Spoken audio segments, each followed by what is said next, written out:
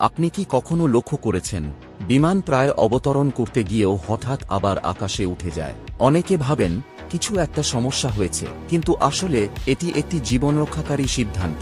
অবতরণের সময় বিমান মাটির খুব কাছাকাছি থাকে। এই সময় হঠাৎ বাতাসের দিক ও গতি বদলে যেতে পারে। বিমানের উপরের দিকে বাতাস একরকম আর নিচের দিকে আরেক রকম। এতে বিমান ভারসাম্য হারানোর ঝুঁকিতে পড়ে। বিশেষ করে ঘন মেঘ, ঝড় বা খারাপ আবহাওয়ায় বাতাস হয়ে ওঠে অনিয়মিত ও শক্তিশালী।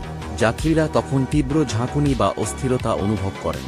এই অবস্থায় অবতরণ করার চেষ্টা করা ভয়ঙ্কর দুর্ঘটনার কারণ হতে পারে। তাই ঝুঁকি নেওয়ার বদলে পাইলট সঙ্গে সঙ্গে অবতরণ বাতিল করেন এবং বিমানকে আবার আকাশে তুলে নেন।